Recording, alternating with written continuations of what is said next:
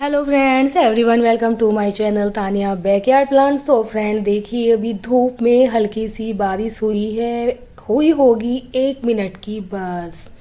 और ये देखिए लेमन की कटिंग है और ये कितने अच्छे से चल रही है। अभी बारिश हो रही है तो हम कोई भी कटिंग लगा सकते हैं। खैर बारिश 1 मिनट की हो या 2 मिनट की, देखो पौधे तो खिलखिला उठते ही हैं और कितनी शाइन पौधों में आ रही है।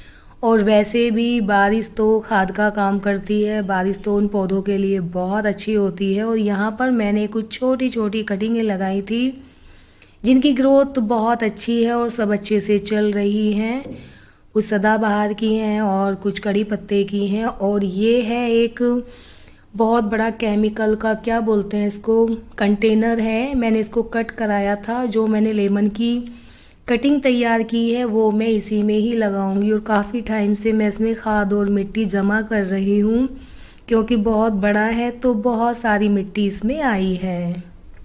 बारिश होने के बाद जो पौधों पे शाइन दिखाई देती है, और ये है मेरा मोरपंखी का पौधा। और आज हम इसी के बारे में बात करेंगे, इसकी केयर कैसे करनी है, इसको कितना पानी चाहिए, उसका सॉइल मिक्स कैसा होना चाहिए। और मोरपंखी की मैंने कुछ कटिंग भी तैयार की हैं, उनके बारे में भी मुझे आज आपको बताना है। ये मेरा छोटू सा प्लांट है और काफ़ी टाइम इसको अभी हुआ नहीं है। और अभी मैंने 2 महीने पहले इस प्लांट की कटिंग की थी और मैंने कुछ कटिंग तैयार भी की हैं। कुछ कटिंग मैंने इसी पॉट में दबा दी थी, लेकिन कुछ कटिंग मेरी पीछे वाली बालकनी में भी हैं और सभी की ग्रोथ बहुत अच्छे से चल रही है और एक भी कटिंग मेरी ख़राब नहीं हुई है। आपको इसकी ज़रा ज़रा सी जो लीफ है वो दिखाई दे रही हैं और इनमें नई ग्रोथ आ रही है, तो मुझे बहुत अच्छा लगता है इनको देखकर कि मेरे पास भी बहुत सारे मोरपंखी के प्लांट हो जाएंगे। अब बात करते हैं मोरपंखी की केयर की। तो सबसे पहले इसके सॉइल मिक्स को कैसे तैयार करना है, किस तरह की मिट्टी इस प्लांट को पसंद है। ऐसे तो इस प्लांट में कोई फंगस कीड़ा नहीं लगता है, बहुत हार्डी सा प्लांट है। और जो इसकी लीफ आप पकड़ कर देखेंगे तो बहुत सॉफ्ट होती हैं। ये ना गलकर ख़राब होता है, बस ये सूखता है और इसकी जो लीफ वगैरह है सब झड़ने लगती हैं जब इसकी सॉइल मिक्स अच्छी ना हो। सबसे इम्पोर्टेंट बात है इस प्लांट के लिए हमें पॉट कैसा लेना चाहिए। तो इसका पॉट हमें छोटा नहीं रखना है, 12 से 13 इंच का भी रख सकते हैं, 14 से 15 इंच का भी आप ले सकते हैं, क्योंकि ये प्लांट काफ़ी बड़ा हो जाता है। और इसकी जो सॉइल मिक्स है वो थोड़ी भुरभुरी होनी चाहिए, ना कि चिकनी होनी चाहिए। यहाँ पर मैंने जब ये प्लांट लगाया था 30% मिट्टी ली थी और 15% मैंने सैंड लिया था और 15% ही मैंने खाद लिया था। मेरे यहाँ केंचुए का खाद आता है और पत्तों का खाद आता है। पत्तों का खाद मैंने नहीं डाला है, वो मैं जो मेरे छोटे प्लांटरों में प्लांट होते हैं उनमें डालती हूँ। और यहाँ पर मैंने गोबर का खाद जो केंचुओं से बना हुआ होता है वही डाला है। और देखिए मेरा प्लांट कितने अच्छे से चल रहा है। अब बात करते हैं इस प्लांट के पानी की। तो जैसे हम बाकी के पौधों को पानी देते हैं, जैसे कि इस बार बहुत गर्मी थी तो 2 बार हमने सभी पौधों में पानी दिया है, तो इस पौधे में भी हमें ऐसे ही पानी देना है। और थोड़ा छिड़काव कर दें क्योंकि गर्मी तो तेज़ थी ही। और ना ही इस पौधे के लिए ऐसा है कि इसे सीढ़ी साइड में रखें या बड़े पौधों के नीचे, उसकी छाल के नीचे रखें कि ये ख़राब हो जाएगा, ऐसा नहीं है।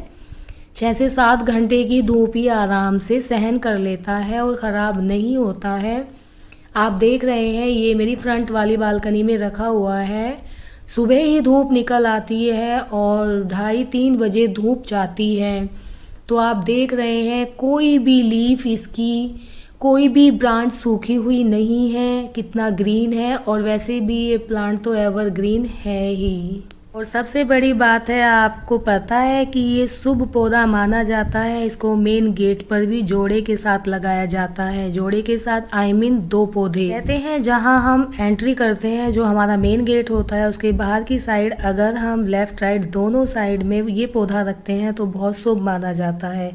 मैंने भी सुना है और मैंने भी रखा हुआ था, लेकिन विंटर्स में मुझे ये पौधा बाहर लाना पड़ा और मेरा एक पौधा ख़राब भी हो गया था। क्यों हुआ था उसकी एक मैं वजह बताती हूँ। बालकनी में बच्चे बॉल से खेल रहे थे और पैर लग गया, तो उसका जो पॉट था वो फ्लोर पर गिरकर टूट गया था, और जब मैंने उसे दूसरे पॉट में शिफ्ट किया तो वैसे भी सर्दी थी, और अगर हम किसी भी प्लांट को विंटर्स में रिपोर्ट करते हैं तो वो ख़राब तो हो ही जाता है। तो वो प्लांट्स मेरा इसलिए ख़राब हुआ है। जब आपको कभी मोरपंखी का प्लांट लगाना है या आपका मन हो तो जोड़े से ही लेना है, एक मोरपंखी का प्लांट्स आपको नहीं लेना है। मैं भी जब नर्सरी में जाऊंगी तो इसी साइज का एक और मोरपंखी का पौधा लेकर आऊंगी, क्योंकि ये प्लांट्स वैसे तो देखने में बहुत सुंदर लगता ही है, और हम इसकी किसी भी तरह से कटिंग दे सकते हैं, कोई भी शेप हम इसमें दे सकते हैं। और इसकी कोई भी टोपियारी, फुटबॉल या ट्री, हम कोई भी इसे शेप देकर इसका आकार बदल सकते हैं, और ये प्लांट्स बहुत सुंदर लगता है। और ऐसा नहीं है कि ये सूख जाता है, जब हम इसकी कटिंग करते हैं नई ग्रोथ होती है, और देखो नई ब्रांच सी निकलती हैं, तो ये बहुत सुंदर लगता है। अब मेरा भी कटिंग का ही प्रोसीजर चल रहा है, मैं इसे लॉन्ग शेप में कटिंग करूंगी। मैंने इस हफ्ते जितनी भी आपको वीडियो बताई है सब धूप वाले पौधे हैं, क्योंकि मेरे पास बहुत सारे कमेंट आते हैं कि हमें धूप वाले पौधे ही बताएं, क्योंकि हमारी बालकनी में धूप आती है जो बहुत तेज़ धूप को सहन कर सकें। तो ये जो मेरी आप बालकनी देख रहे हैं, यहाँ पर तेज़ धूप वाले ही पौधे हैं, जो पौधे इस तेज़ धूप को सहन कर लेते हैं। ये प्लांट्स 12 मंथ तक ऐसा ही रहता है, एवरग्रीन, और इसकी लीव भी नहीं झड़ती हैं जैसे पतझड़ होता है। तो मोरपंखी के प्लांट के साथ ऐसा नहीं है। अब बात करते हैं इसकी कटिंग की। तो जो मैंने इस प्लांट की कटिंग की थी, उस कटिंग को मिट्टी में मैंने ऐसे ही दबा दिया है, और देखो मेरी कटिंग बहुत अच्छे से ग्रोथ कर रही है। फ्रेंड्स, अगर ऐसे ही कुछ प्लांट की आपको जानकारी चाहिए तो प्लीज़ कमेंट करना ना भूलें। Okay friends, bye.